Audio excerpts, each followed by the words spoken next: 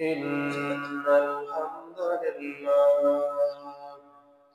الحمد لله نحمده ونستعينه ونستغفره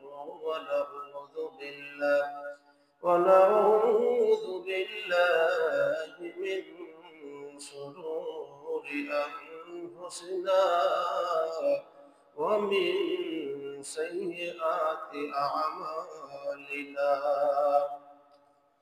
من يهده الله فلا مضل له ومن يضلله فلا هادي له لا ضد له ولا ند له ولا مثل له ولا مثال له ولا كتاب بعد كتابه ولا نبوة بعد نبوته ولا رسالة بعد رسالته ولا أمة بعد أمته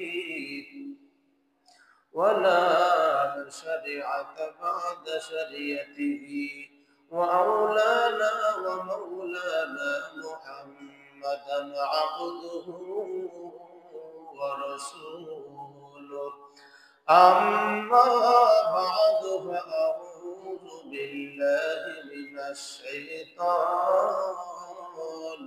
الرجيم بسم الله الرحمن الرحيم فقلت استغفروا ربكم إنه كان غفارا يرسل السماء عليكم مدرارا ويمددكم بأموال وبنين ويجعل لكم جنات ويجعل لكم أنهارا إلى آخر الآية. وقال النبي صلى الله عليه وسلم كن عالما أو متعلما أو مستمعا أو محبا له ولا تكون خامسا أو كما قال النبي عليه الصلاة والسلام إن الله وملائكته يصلون على النبي يا أيها الذين آمنوا صلوا عليه وسلموا تسليما اللهم صل على محمد وعلى آل محمد كما صليت على إبراهيم وعلى آل إبراهيم إنك حميد مجيد اللهم بارك على محمد وعلى آل محمد كما باركت على إبراهيم وعلى آل إبراهيم إنك حميد مجيد بلغ العلا بكماله كشف الدجى بجماله حسنت جميع خصاله صلوا عليه وآله رہے میرا مسکن حوالی کعبہ بنے میرا مدفن دیار مدینہ بلغ العلا بجماله كشف الدجى بجماله حسنت جميع خصاله صلوا عليه وآله আলহামদুলিল্লাহ, আল্লাহ পাকের দরবারে অসংখ্য অগণিত লক্ষ কোটি শুকর ও সুজুদ যে আল্লাহ পাক রব্বুল ইজ্জাত ওয়াল জালাল দয়া করে মায়া করে ihsan করে ভালোবেসে আল্লাহ সুবহানাহু ওয়া তাআলার মহান হুকুম জুমার নামাজ আদায় করার নিয়তে আমার মতো অধম নালায়েক নাসিজ গুনাহগার গোলামকে আমাদের সকলকে একত্রিত হয় দুনিয়ার সমস্ত জরুরত থেকে ফারিগ হয় কেবলমাত্র শুধুমাত্র একমাত্র আল্লাহ সুবহানাহু ওয়া তাআলার গোলামি করার জন্য, যে আল্লাহ তাআলা তার ঘরের মধ্যে প্রবেশ করালেন আরশচুম্বী মর্যাদা সম্পন্ন আকায়ে নামদার তাজদারে মদিনা মুহাম্মদ রাসূলুল্লাহ সাল্লাল্লাহু আলাইহি ওয়াসাল্লামের উপর যে আল্লাহ তাআলা দরুদ ও সালাম সোনার মদিনায় আমাদের জবান দিয়ে পাঠ করে মদিনাতে পাঠানোর তৌফিক আর সুযোগ যে আল্লাহ তাআলা দান করলেন, ওই রব্বে কারিমের দরবারে কালেমাতুশ শুকর আদায় করে দিল থেকে জবান দিয়ে সকলেই বলি আলহামদুলিল্লাহ। मेरे मोहतरम भाइयों, दीन अल्लाह ताआलार কাছে খুব প্রিয় এবং মাহবুব। এই দিন হেফাজতের জিম্মাদারি দিয়া আল্লাহ তাআলা লক্ষ লক্ষ নবী রাসূল এই ধরাময় জগতে প্রেরণ করেছেন। সহি দিন যাতে করে মানুষের মধ্যে চলে আসে, মানুষ সহি দিন পেয়ে যায়, দুনিয়ার সমস্ত আসবাবের মহব্বত দিল থেকে উঠে যায়, আল্লাহ আল্লাহ রাসূলের ভালোবাসা দিলের মধ্যে বদ্ধমূল হয়ে যায়। প্রত্যেকটা মানুষ যাতে আল্লাহ তাআলাকে চিনে, নবীকে চিনে, আখিরাত স্মরণ করে, বলে এজন্যই আল্লাহ সুবহানাহু ওয়া তাআলা এই ধরাময় জগতে লক্ষাধিক নবী রাসূল প্রেরণ করেছেন। আর এই নবী রাসূলরা মানুষের দ্বারে দ্বারে বারে বারে যাইয়া যাইয়া এরকম ভাবে তাওহীদ এলায়ে কালিমাতুল্লাহ, তাওহীদের কথা, কালিমার কথা, নামাজের কথা, রোজার কথা, হজের কথা, যাকাতের কথা, হালাল হারামের বর্ণনা আর বয়ান সমস্ত নবীরা তাদের উম্মতের কাছে, কওমের কাছে ফেরি করছে। জান্নাতের পথ আর জাহান্নামের পথ এটা কি করছেন বলে সুন্দরভাবে বুঝাইয়া তাদেরকে এক সিরাতে মুস্তাকিমের উপরে চলার আর ওঠার যে নসিহত নবী রাসূলরা করে গিয়েছেন। সারা পৃথিবীর মানুষ যদি সবাই আল্লাহর হুকুম পালনেওয়ালা হয়ে যায়, আল্লাহর কোনো লাভ নেই। আর সারা পৃথিবীর সবাই যদি গোমরা হয়ে যায়, আল্লাহর নাফরমানি করে, আল্লাহ তাআলারও কোনো ক্ষতি নেই। লাভ আর ক্ষতি আমার, তাই না বাপ? লাভ বলতেও আমার, ক্ষতি বলতেও আমার। আমার লাভ আপনার ক্ষতি, আপনার ক্ষতি আমার লাভ। কেননা আপনি নামাজ পড়লে, আল্লাহ তাআলার হুকুম মানলে, সিরাতে মুস্তাকিমের উপর চললে, আল্লাহর হুকুম মানলে, আল্লাহ তাআলা ইচ্ছা করলে আপনাকে চিরসুখী জান্নাতের মেহমান বানাবে। আর যদি নাফরমানি করি, আল্লাহ তাআলার সাথে গোস্তেগিরি করি, গোস্তাকি করি, এটার লস আমার, আযাব আমাকেই ভোগ করতে হবে, আর কেউ ভোগ করবে না। এজন্য মেরে মুহতারাম ভাই ও দোস্ত আর বুজুর্গ, এজন্য সদা সর্বদা জেহেনের মধ্যে কথা বদ্ধমূল রাখা, সবসময় কথাটা জেহেনের মধ্যে জিয়াইয়া রাখা, জীবিত রাখা, জারি রাখা, যে আমাকে যে আল্লাহ তাআলা প্রেরণ করেছেন একটা মাকসাদ নিয়ে পাঠাইছেন, আল্লাহ তাআলার একটা মানসা নিয়ে পাঠাইছেন। ওই মানসা অনুযায়ী যদি আমি জীবন গঠন করে যেতে পারি তাহলে আমি কামিয়াব। আর আল্লাহ তাআলার মানসা অনুযায়ী যদি আমার জীবন গড়াটা না হয়, জীবন যাপন না হয়, তাহলে আমি ক্ষতিগ্রস্ত, আমি ধ্বংসের দ্বার প্রান্তে। এজন্য মেরে মুহতারাম বাপ আদম আলাইহিস সালাম থেকে শুরু করে আমাদের নবী পর্যন্ত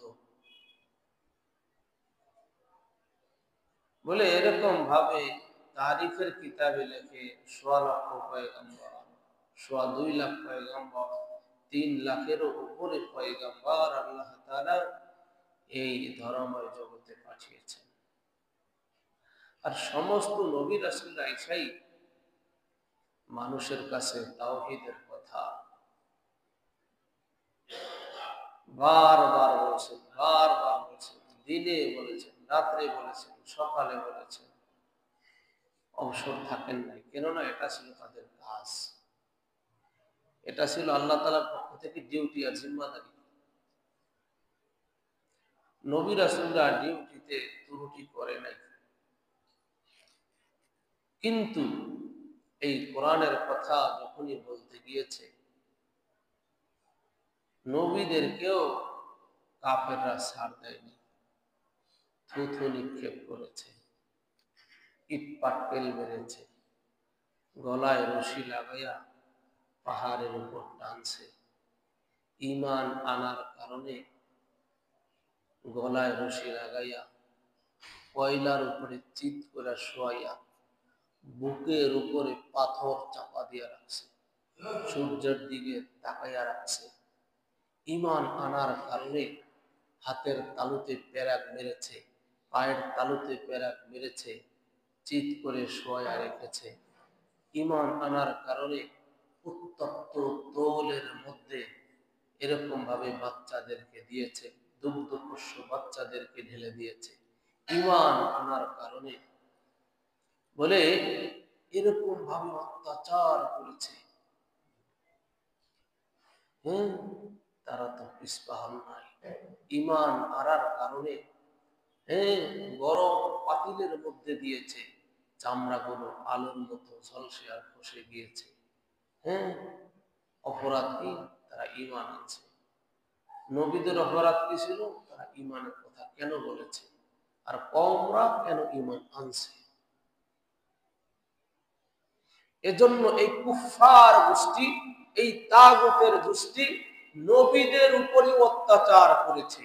নবীদের দাওয়াত শুনে সহি দ্বীন পে যারা ঈমান আনায়ন করেছে, এই ঈমান আনার পরে নবমুসলিমদের উপরে অত্যাচার করেছে। কেন? ঈমানের দাওয়াত দেওয়া কি অপরাধ? কোরআনের কথা বলা কি অপরাধ? কোরআন অনুযায়ী জীবন যাপন করা কি অপরাধ? কোরআন অনুযায়ী ব্যবসা বাণিজ্য চলা কি চালানো কি অপরাধ?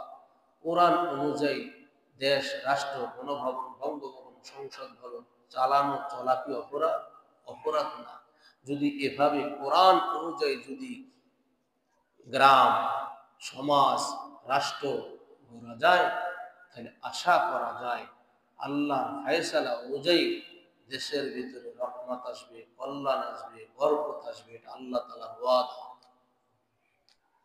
আল্লাহ তাআলার ওয়াদা, আল্লাহ রাসূলের ওয়াদা এটাই। আর যেই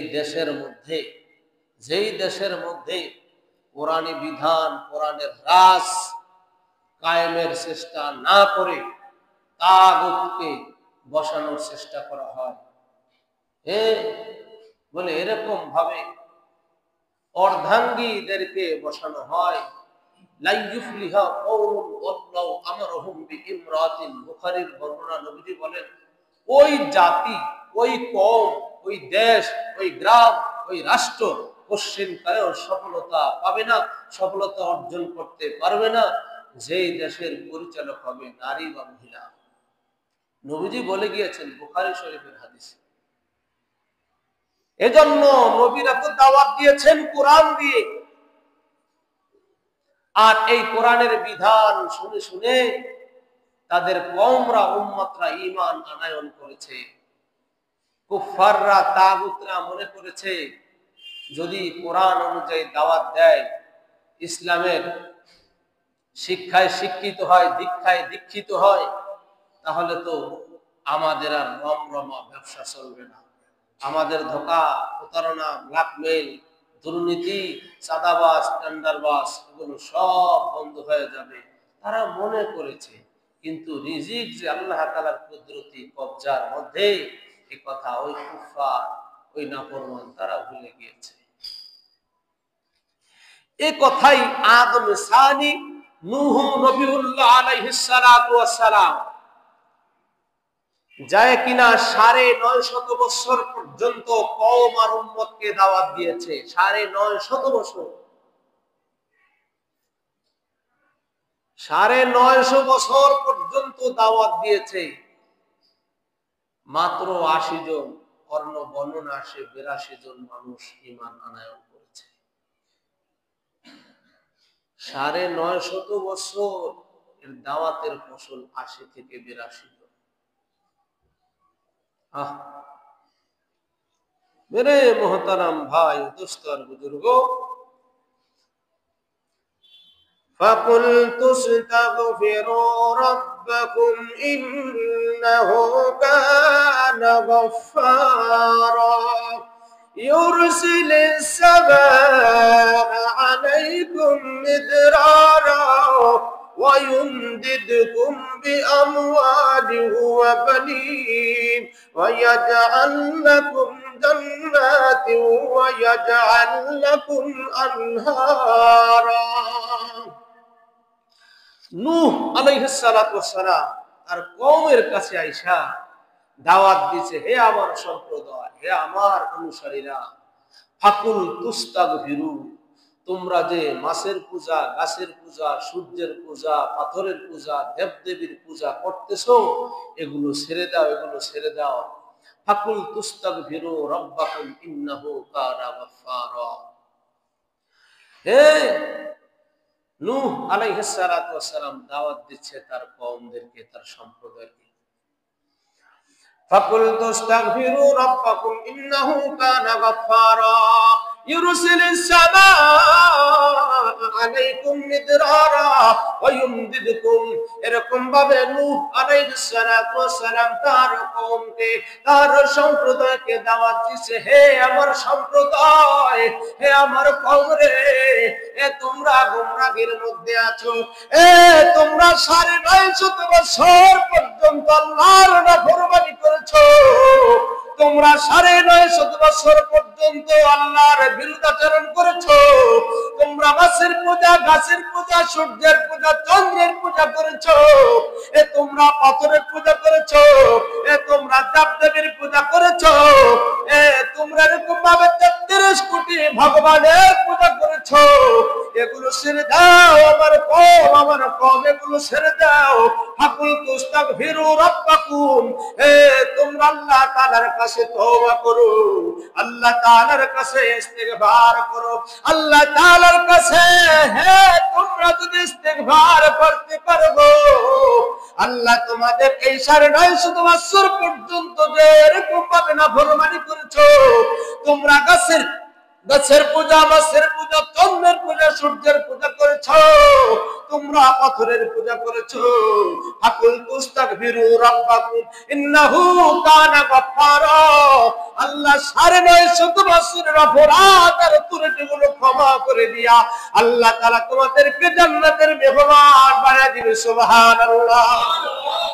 ইন্নাহু কানা গাফফারা, আল্লাহ তাআলা তোমাদের সমস্ত অপরাধগুলো ক্ষমা করে দিবে। হে আমার সম্প্রদায়, আমার কওম রে, সব অন্যায় ছেড়ে দাও, সব অপরাধ ছেড়ে দাও, মাছের পূজা, গাছের পূজা ছেড়ে দাও, জুলুম ছেড়ে দাও, অন্যায় ছেড়ে দাও, এই সবগুলো যদি তুমি ছেড়ে দাও, ইন্নাহু কানা গাফফারা, আল্লাহ তাআলা তোমাদের সব অপরাধগুলো ক্ষমা করে দিবে। মাগফিরাতান রাদ উমাইদাদ লুতফতু, মাগফিরাতান রাদ উমাইদাদ লুতফতু, যাকে খুদ ফর মুদাই লা তাকনাতু। আবার আল্লাহ বলেন ইয়া ইবাদিয়াল্লাযীনা আসরাফু আলা আনফুসিহিম লা তাকনাতু মির রাহমাতিল্লাহ ইন্নাল্লাহা ইয়াগফিরুয যুনুবা জামিআ ইন্নাহু হুয়াল গফুরুর রহিম। আমার আল্লাহ তাআলা বলে, হে বান্দারে, হে আমার বান্দিরে, অপরাধগুলো ছেড়ে দাও, অন্যায়গুলো ছেড়ে দাও, জুলুমগুলো ছেড়ে দাও। সমস্ত আমি আল্লাহ তাআলার হুকুমের বিরুদ্ধাচরণ কাজগুলো বান্দা যদি তুমি ছেড়ে দিতে পারো, এ বান্দা তোমার কি এমন গুনাহ হয়েছে, এমন কি অপরাধ হয়েছে, তোমার গুনাহ যদি জমিনে করেছো, তোমার গুনার পরিধি যদি আসমান পর্যন্ত থেকে যায়, তোমার গুনার পরিমাণ যদি সমুদ্রের ফেনার পানির ফোঁটা বরাবর হয়ে যায়, সারা পৃথিবীর মধ্যে ধুলাবালু কণা পরিমাণ যদি তোমার গুনাহ হয়ে যায়, এ বান্দা ফাকুল তুস্তাগফিরু রাব্বাকুম, হে বান্দা তুমি রবের কাছে ইস্তিগফার করো। রবের কাছে যদি কায়েম বাক্যে তওবা করতে পারো, ইন্নাহু কানা গাফফারা, আল্লাহ তাআলা তোমার গুনাহগুলো ক্ষমা করার জন্য সদা প্রস্তুত আছে। বলি আল্লাহু আকবার। এ বান্দা, বান্দার গুনাহ ক্ষমা করার জন্য রব্বে কারীমের ক্ষমার দরজা সর্বদা খোলা। আল্লাহ তাআলা বলে, বান্দা অপরাধ আর কত করবা, জুলুম আর কত করবা, ত্রুটি আর কত করবা, আর এরকম তওবার দিকে ফিরে আসো, তওবার দিকে ফিরে আসো, ক্ষমার দিকে ফিরে আসো। তোমার জন্য তওবার দরজা খোলা, তোমার জন্য ক্ষমা করার দুয়ার খোলা। আর বান্দা তুমি দেরি করিও না। এ বান্দা তোমার গুনার থেকে আমার রহমতের পরিধি অনেক বেশি, অনেক বেশি, অনেক বেশি। এ বান্দা তুমি আর কয়টা গুনাহ করো, কি পরিমাণ গুনাহ করো, তোমার এই গুনার চাইতে কোটি কোটি কোটি কোটি গুণ রহম আর দরবার করমের দরজা তোমার জন্য বান্দা খোলা। আর অন্যায়ের দিকে তাকাইও না, আর অপরাধের দিকে যাইও না। এ বান্দা তওবা করো, অনুশোচনা করে ফিরে আসো। ইন্নাহু কানা গফফারা, ইন্নাহু কানা গফফারা। এ বান্দা তোমার জন্য দুয়ার খোলা আছে। আর এদিক সেদিক তাকাইও না, আর এদিক সেদিক যাইও না। এ বান্দা খবরদার, খবরদার, খবরদার। তবে একটা কথা মনে রাখবা, আল্লাহ তাআলা বলে, বান্দা যেই বিষয় তোমার জ্ঞান নাই, যেই বিষয় তোমার ইলম নাই, ওই বিষয়ে কথা বলতে যাইও না। নির্দেশ আল্লাহ তাআলা সূরা বনী ইসরাঈলের মধ্যে আল্লাহ তাআলা সুন্দর করে বলে যায়, হে আমার উম্মত, হে আমার বান্দা, যেই বিষয় তোমার জ্ঞান নাই, যেই বিষয় তোমার ইলম নাই, ওই বিষয়ে বান্দা তুমি কথা বইলো না। ওয়ালা তাকফু মা লাইসা লাকা বিহি ইলম। আল্লাহ বলতেছে, বান্দা যেই বিষয়ের ইলম তোমার নাই, যেই বিষয়ের জ্ঞান তোমার নাই, ওই বিষয়ে তুমি কথা বলতে যাইও না। আল্লাহর নিষেধ। আল্লাহ বলেছে, ওয়ালা তাকফু মা লাইসা লাকা বিহি ইলম ইন্নাস সামআ ওয়াল বাসারা ওয়াল ফুআদা কুল্লু উলাইকা কানা আনহু মাসউলা। হে বান্দা, যেই বিষয়ে তুমি জ্ঞান অর্জন করো নাই, ওই বিষয়ে কথা বলতে যাইও না। আল্লাহর নিষেধ। আলা তাকফু মা লাইসা লাকা বিহি ইলম। খবরদার, তোমার কাছে কোরআনের ইলম নাই, কোরআনের পাণ্ডিত্য তুমি অর্জন করো নাই, কোরআন সম্পর্কে তুমি কথা বলতে যাইও না। দুনিয়া হারাবা, আখিরাতও হারাবা। কথা কার? আল্লাহ তাআলার কথা।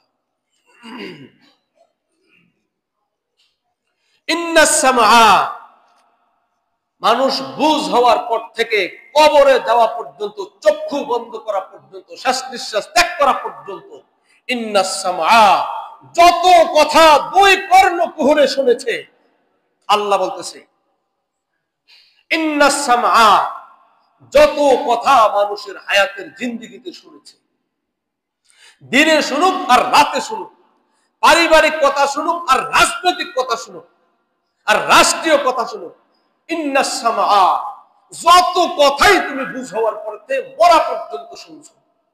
ওয়াল বাসারা,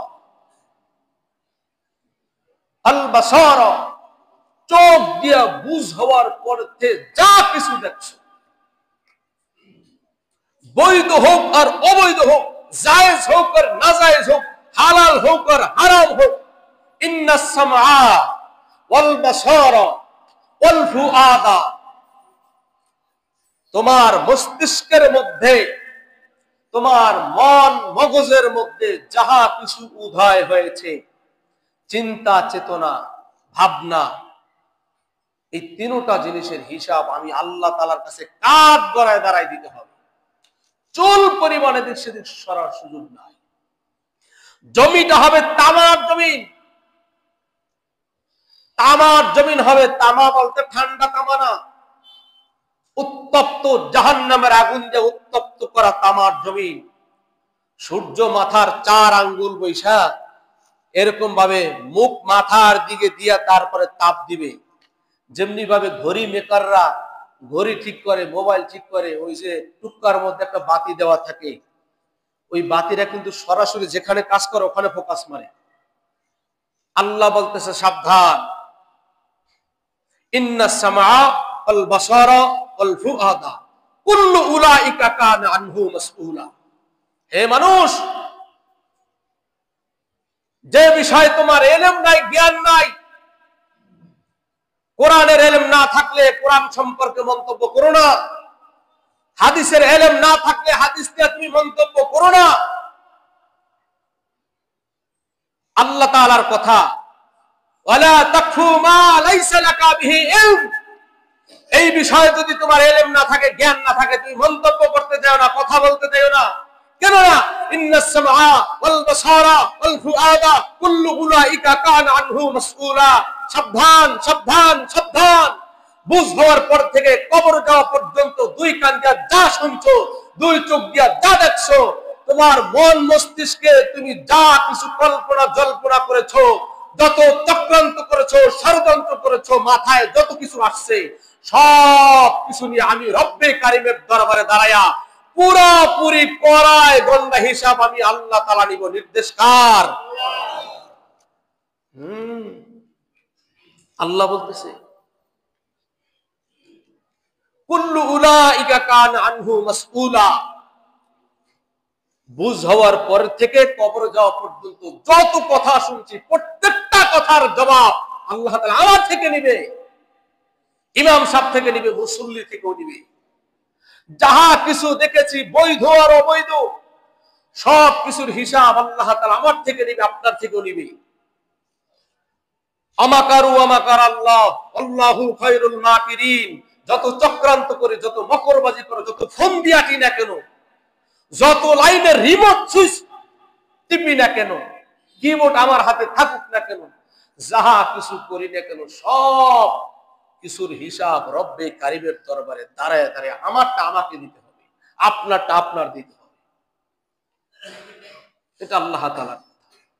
এজন্য মেরে মুহতারাম ভাইও, যে কথাটা বলতে চাচ্ছিলাম, সূরা নূহের মধ্যে নূহ আলাইহিস সালাতু ওয়াস সালাম তার উম্মতদেরকে বলেন ফাকুল তুস্তাগফিরু রাব্বাকুম ইন্নাহু কানা গাফফারা ইউরসিলিস সামাআ আলাইকুম মিদরারা ওয়া ইউমদিদকুম বিআমওয়াল। আল্লাহ তাআলা নূহ আলাইহিস সালাতু ওয়াস সালামকে উম্মতকে বারবার বলেছে, উম্মত রে, 950 বছর পর্যন্ত অপরাধ করেছো, অন্যায় করেছো, ত্রুটি বিচ্যুতি করেছো। হে আল্লাহ তাআলা, তোমার গুনাহ ক্ষমা করার জন্য, হে আমার কওম রে, হে আমার জাতি রে, আমার সম্প্রদায় রে, আমি রব্বে কারীমের কাছে তুমি ফাকুল তুস্তাগফিরু রাব্বাকুম ইন্নাহু কানা গাফফারা। আল্লাহ তাআলা তোমার 950 বছর অপরাধ ক্ষমা করার জন্য বসে আছে। হে আমার উম্মত, 950 বছর পর্যন্ত আমি পয়গম্বর নূহ দাওয়াত দিলাম, তোমাদেরকে নামাজের কথা বুঝাইলাম, তোমাদেরকে রোজার কথা বুঝাইলাম, তোমাদেরকে ঈমানের কথা বুঝাইলাম, তোমাদেরকে হজের কথা বুঝাইলাম, তোমরা শিরক ছাড়ো, ঈমান ধরে কথা বুঝাইলাম। ফাকুল তুস্তাগফিরু রাব্বাকুম ইন্নাহু কানা গাফফারা। 950 বছর পর্যন্ত তোমরা অন্যায় করেছো, অপরাধ করেছো, আল্লাহ তাআলার কাছে ইস্তিগফার করো, তওবা করো উম্মত। আল্লাহ তাআলা তোমাদের সমস্ত অপরাধগুলো এরকম ভাবে মুহূর্তের মধ্যে ক্ষমা করে দিবে। হে আমার উম্মত তোমরা কি করো, আমি রব্বে কারীমের কাছে ক্ষমা চাও, আল্লাহ তাআলা ক্ষমা করে দিবে। কোরআনের কথা বলার নির্দেশ হলো আল্লাহ তাআলার। নবীরা কোরআনের কথা বলেছে, নবীদের বিরুদ্ধাচরণ হয়েছে, সাহাবায়ে কেরাম ঈমান আনয়ন করেছে, নব মুসলিম হয়েছে, তারা ঈমানের দাওয়াত দিয়েছে, তাদের উপর অত্যাচার স্টিম রোলার চালানো হয়েছে। নবীজি দাওয়াত দিয়েছে এরকম একবার আর দুইবার না, এরকম ৬৩ বছর পর্যন্ত দাওয়াত দিয়েছে, শত শত বছর পর্যন্ত নবী রাসূলরা দাওয়াত দিয়েছে। পয়গম্বর নূহ, সূরা নূহের মধ্যে আল্লাহ তাআলা বলে আমার এই পয়গম্বরকে আমি পয়গম্বরের জিম্মাদারি দিয়ে প্রেরণ করেছি। আমার এই পয়গম্বর ৯৫০ বছর পর্যন্ত দাওয়াত দিয়েছে। এই দাওয়াত কি ছিল? এই কোরআনের দাওয়াত ছিল, ঈমানের দাওয়াত ছিল, এলাই কালিমাতুল্লাহ, আল্লাহ তাআলার আওয়াজ বুলন্দ করা, আওয়াজকে প্রসারিত করা, এই কোরআনের রাজ কায়েম করা, ইসলামের উপর চলে আসা। প্রত্যেক নবীদের দাওয়াত ছিল ইসলামের দাওয়াত, ঈমানের দাওয়াত, ইসলামের দাওয়াত, ঈমানের দাওয়াত। ইসলামের দাওয়াত ২,২৪,০০০ নবী রাসূলরা সবাই দিয়েছে, দাওয়াত দিয়েছে। এটা এরকম ভাবে কুফররা অপরাধ মনে করেছে। নূহ আলাইহিস সালাতু ওয়াস সালাম সকালবেলা দাওয়াতে বের হয়েছে, দাওয়াত দিয়েছে হে আমার কওমরে, এ তোমরা ঈমান আনয়ন করো, আমি আল্লাহ তাআলার পক্ষ থেকে প্রেরিত পয়গম্বর, আমার হাতে হাত দিয়ে কালেমা পড়ে তোমরা মুসলমান হয়ে যাও, ইসলামের জিম্মাদারি সুশীতল ছায়াতলে চলে আসো। বলতেছে না না না, ওনার উপর অত্যাচার করে, অত্যাচার স্টিম রোলার চালাইছে। নূহ আলাইহিস সালাতু ওয়াস সালামের উপরে এমন ভাবে পাথর বৃষ্টি হয়েছে, যুবকদেরকে লেলাই দিয়েছে, বাচ্চাদেরকে লেলাই দিয়েছে। সেরকম ভাবে পাগল তার গায়ে পাথর মারো, তার গায়ে ইটা মারো, ঢিলা মারো, মারতে মারতে মারতে মারতে পাথরের নিচে এরকম ভাবে ইটার নিচে নূহ নবীকে তলায়া ফেলছে, দাবায়া ফেলছে। সন্ধ্যাবেলা জিবরাইল আলাইহিস সালাতু ওয়াস সালাম পাথর আর ইটা সরাইয়া তাকে দাঁড় করিয়েছে। জিবরাইলের পাখা নূহ আলাইহিস সালাতু ওয়াস সালাম শরীরের মধ্যে টাচ করেছে, বুলাই দিয়েছে, সাথে সাথে হুঁশ ফিরে চলে আসছে, সুস্থ হয়ে গেছে। এরকম ভাবে ভাই জিবরাইল রে, আজকে আমার দায়িত্ব ছিল দাওয়াতের কাজ, আগামী কাল আমার কাজ কি? বলে আল্লাহ তাআলা আপনাকে যে ঈমানের জিম্মাদারি প্রেরণ করেছে, মানুষকে দিন বুঝানোর দায়িত্ব দিয়ে প্রেরণ করেছে, আগামীকাল আপনার এই একই কাজ। এভাবে মারছে, অত্যাচার করছে, দাওয়াত বন্ধ করে নাই। এটা নবীদের নির্দেশ ছিল যে হকের আবাস পৃথিবীর মধ্যে ছড়ায়া দেওয়া। এরকম কাফেররা কি করে নাই? কাফেররা বরদাস্ত করে নাই। সর্বশেষ নূহ আলাইহিস সালাতু ওয়াস সালাম আর সহ্য হয় না, আল্লাহ তাআলার কাছে একটা বরদোয়া করেছিল, রব্বি লা তাযর আলাল আরদি মিনাল কাফিরিনা দাইয়ারা। আয় আল্লাহ, আমি আর সহ্য করতে পারি না, রব্বি লা তাযর আলাল আরদি মিনাল কাফিরিনা দাইয়ারা। ও আল্লাহ, আমি নবী হিসেবে জিম্মাদারি দিয়ে প্রেরণ করেছো কোরআনের কথা বলার জন্য, ইসলামের সুশীতল ছায়াতে আশ্রয় দেওয়ার জন্য বাণী দিয়ে প্রেরণ করেছো, আমাকে নবুয়তের দায়িত্ব দিয়ে পাঠাইছো। আল্লাহ, আমি দায়িত্ব দিয়ে পুরোপুরি করেছি। আল্লাহ, আমার কথা কেউ শুনে না, আমার উপর অত্যাচার করে, আল্লাহ আমার উপরে টর্চার করে, আল্লাহ তুমি তাই কওমকে ধ্বংস করে দাও, সম্প্রদায়কে ধ্বংস করে দাও, পাথর চাপা দিয়ে ফিনিশ করে দাও। এভাবে অত্যাচার করেছে। হযরত বিলাল ঈমান আনার কারণে এরকম গলার মধ্যে রশি লাগায়া পাহাড়ের পাদদেশে কাঁদছে আর কাঁদছে, বলছে উমাইয়া ইবনে খালদ বলছে, যদি বাঁচতে হয় ঈমান ছেড়ে দে, বাঁচতে হইলে মুহাম্মাদের ধর্ম ছেড়ে দে, মুহাম্মাদের দরবার ছেড়ে দে। বিলাল বলছে না না, হে আমার মনিব রে, হে আমার উমাইয়া ইবনে খালদ রে, আমি এরকম ভাবে বিলালের জীবন চলে যাবে যাক, আমার এরকম ভাবে সব নিঃস্ব হয়ে যাবে যাক, আমি যেই ইসলামের সুশীতল ছায়াতলে আশ্রয় গ্রহণ করেছি রে উমাইয়া, আমি সব বিসর্জন দিতে পারবো রে, আমি কোরআনকে বিসর্জন দিতে পারবো না। বলি আল্লাহু আকবার। ওমর ইবনুল খাত্তাব রাদিয়াল্লাহু তাআলা আনহু এরকম ভাবে জিজ্ঞাসা করেছিল খাব্বাব আর খুবাইবকে, তোমার পিঠের মধ্যে চোখা চোখা দাগ কেন? বলে এরকম ভাবে ইসলাম গ্রহণ করার কারণে আগুন উত্তপ্ত করেছে, আগুনের কয়লাগুলো টক টক করে জ্বলছে, লাল টক টক করে জ্বলছে। আমি মুহাম্মাদের ধর্ম গ্রহণ করার কারণে, আমি কোরআনের আইন মানার কারণে আমাকে আগুনের কয়লার উপরে চিৎ করে শোয়াইছে, আমার বুকের উপরে পাথর চাপা দিয়েছে, আমার শরীরে রক্ত আর পানি আগুনের কয়লাগুলো নিভে গিয়েছে। কয়লাগুলো আমার জীবিত মানুষ আমি খাব্বাবের শরীরের মধ্যে ঢুইকা এরকম ভাবে শরীরের পানি আর রক্তের কারণে কয়লাগুলো নিভে ফেসফেস করে নিভে গিয়েছে। এটাই হলো আমার অপরাধ। হযরত সুমাইয়া রাদিয়াল্লাহু তাআলা আনহা এরকম ভাবে প্রথম নারী হযরত সুমাইয়া, সে ইসলামের জন্য শহীদ হয়েছে।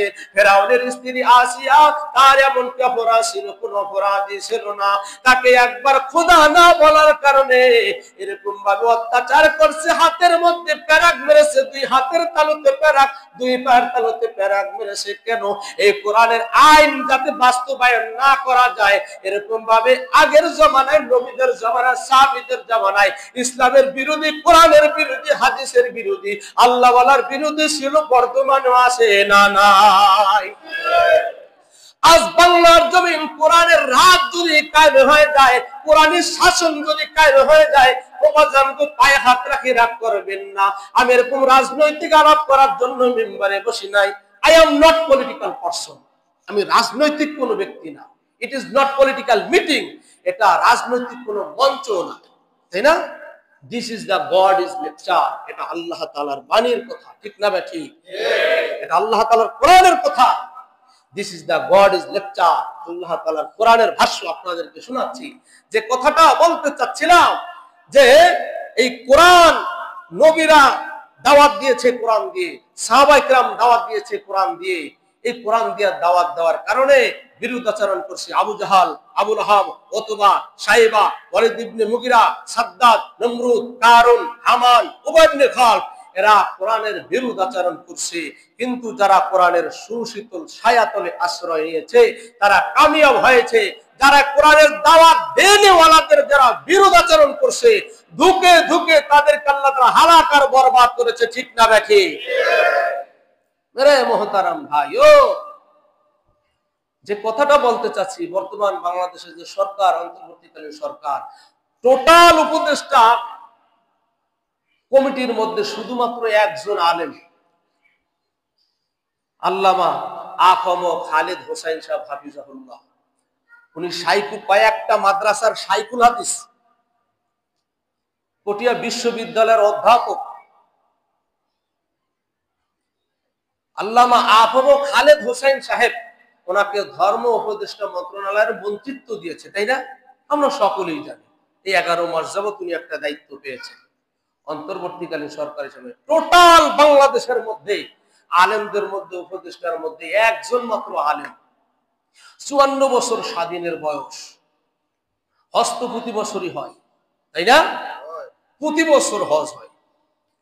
শুধুমাত্র কেবলমাত্র একমাত্র 54 বছরের মধ্যে এই 2025 সালে 24-এর শেষ 25-এ আইসা একজন আলেম 11 মাস যাবত ধর্ম মন্ত্রণালয়ের দায়িত্ব পেয়েছে। তার মধ্যে সবচেয়ে বড় ইসলামিক সেমিনার হয়, যেটা হলো হজের মৌসুম, হজ। এই 54 বছরের মধ্যে এ যাবৎ শুধু লসই লস, লসই লস, টাকাই টাকা। কিন্তু এ যাবৎ উনি আলহামদুলিল্লাহ বছর দায়িত্ব পাওয়ার কারণে আপনার গিয়া সরকারিভাবে, সরকারি রুলস অনুযায়ী, সরকারি প্যাকেজে যে সমস্ত হাজী সাহেবরা হজ করতে গিয়েছে, ওনাদের থেকে যেই টাকাটা নিয়েছে, টাকা আপনার, মনে করুন 7 লাখ টাকা সরকারি হজের প্যাকেজ, 7 লাখ টাকা আপনি ওই ফান্ডে জমা দিয়েছেন। টাকা আপনার, হজ করতে যাবেন, আল্লাহর ঘর জিয়ারত করবেন, সরকারি প্যাকেজে গেছেন।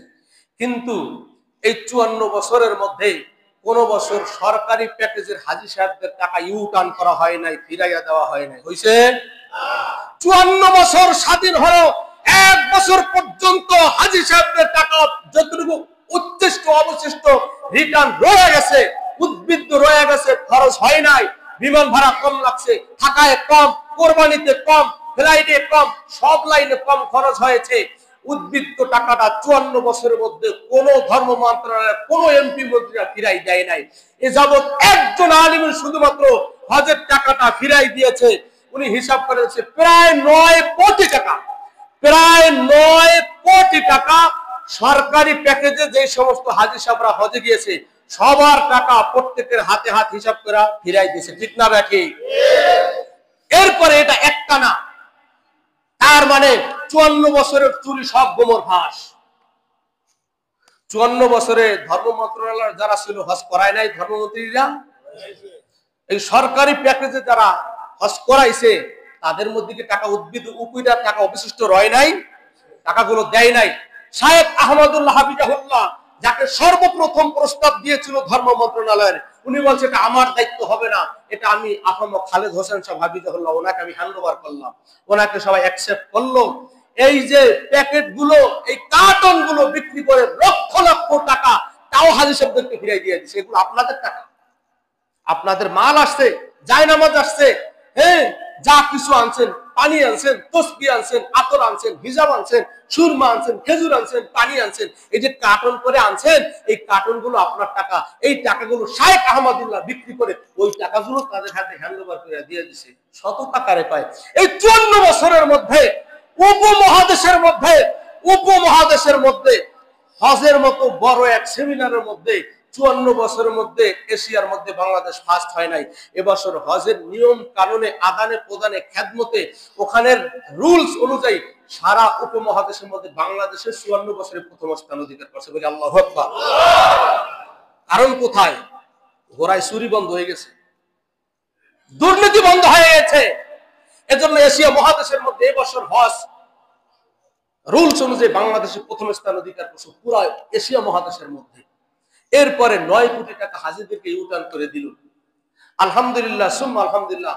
আরো কত পরিবর্তন সাধারণ মানুষের কানে ঢুকছে, মানুষ সজাগ হয়ে গিয়েছে। সুবহানাল্লাহ। তাহলে এত বছর কি তাহলে আমরা 54 বছর চুরির ধান্দায় ছিলাম? দরকার নাই। আমরা চাই কোরআনের রাজ কায়েম হোক, কোরআনের সুশাসন চলে আসুক। গণভবন, বঙ্গভবন, সংসদ ভবনে যদি এই সমস্ত আল্লাহওয়ালা মানুষগুলো যায়, তাহলে আশা করা যায় আগে যেরকম চুরি হয়েছে, যত দুর্নীতি হয়েছে, যত টেন্ডারবাজ হয়েছে, যত চাঁদাবাজ হয়েছে, যত লুটতরাজ হয়েছে, সব লাইনের সবকিছু বন্ধ হয়ে যাবে। আগামীর বাংলা হবে কোরআনের বাংলা। ঠিক না ব্যাঠে? আগামীর বাংলা হবে ইসলামের বাংলা। Today watt tomorrow.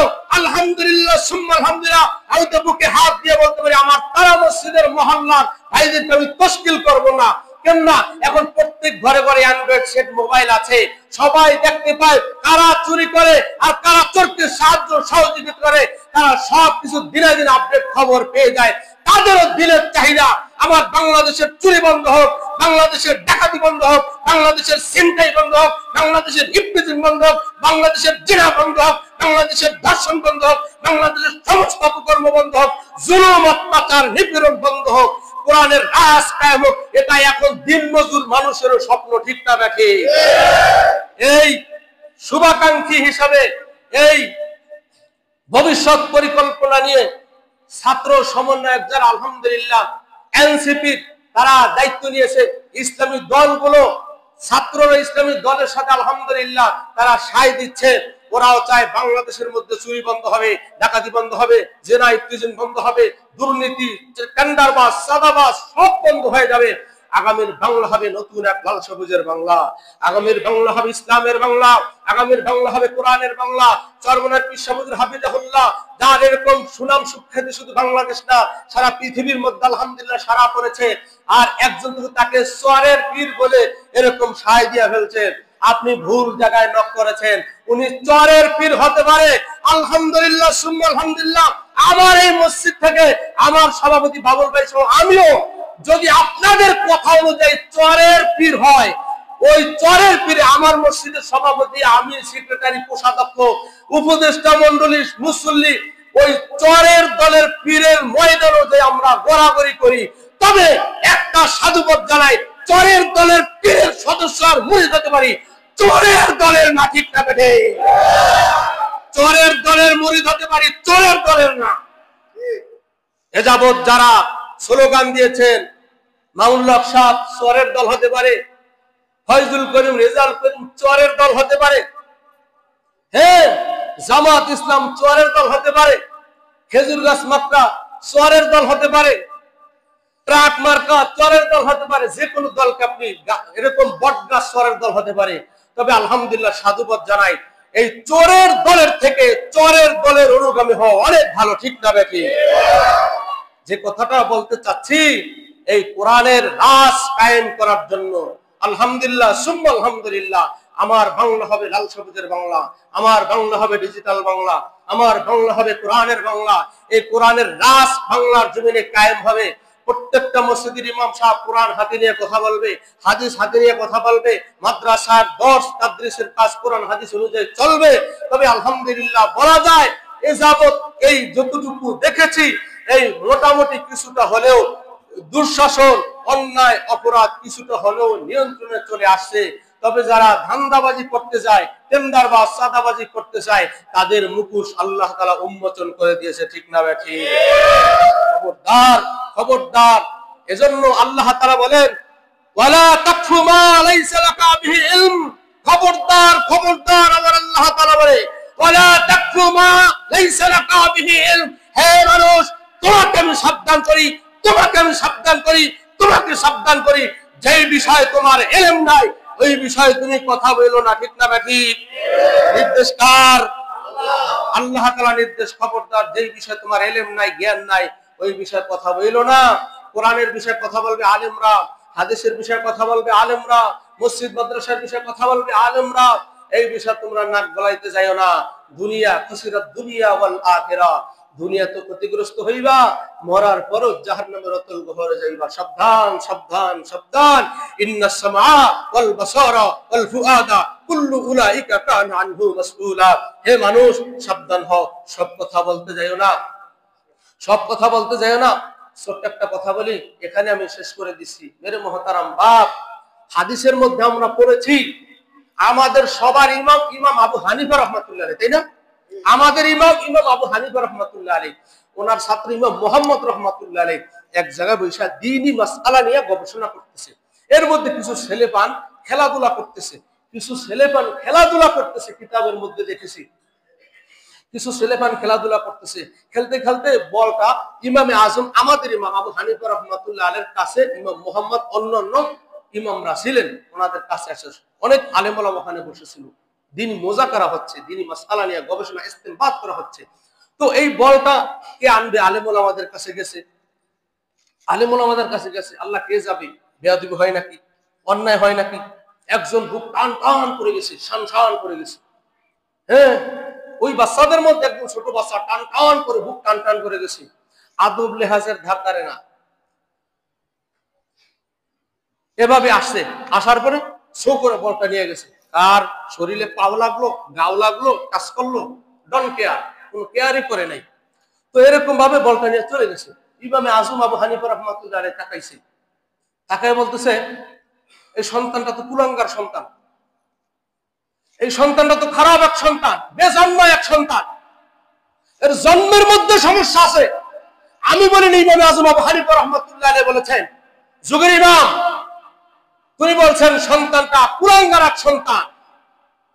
খোঁজ নিয়ে দেখলো ইমামে আজম আবু হানিফা রাহমাতুল্লাহ এই কথাটা কেন বললো?